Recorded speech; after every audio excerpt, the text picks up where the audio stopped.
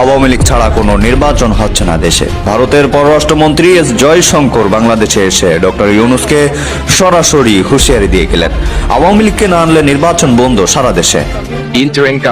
এবার বাংলাদেশের রাজনীতিতে চোখ পড়েছে জাতিসংঘের। সাম্প্রতিক সময়ে রাজনৈতিক দল ও আইনের পরিবর্তনের বিষয়ে উদ্বিগ্ন জাতিসংঘ। যে কোনো রাজনৈতিক দল নিষিদ্ধ করার আলোচনায় উদ্বেগ প্রকাশ করেছেন জাতিসংঘের মানবাধিকার বিষয়ক হাই কমিশনার ভলকার তুর্ক।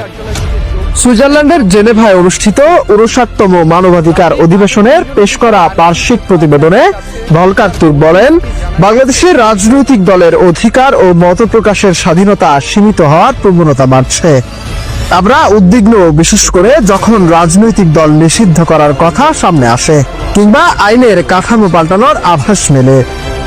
জাতিসংঘের মতে এই ধরনের পদক্ষেপ শুধু মানবাধিকার লঙ্ঘন নয়, বরং এটি রাষ্ট্রের গণতান্ত্রিক ভবিষ্যতের জন্য হুমকি স্বরূপ।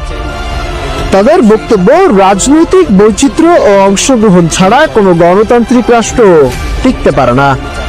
এ বার্তাটি এমন সময় এসেছে যখন দেশের নির্বাচন পূর্ববর্তী রাজনীতিতে ব্যাপক চাপ ও উত্তেজনা বিরাজ করছে।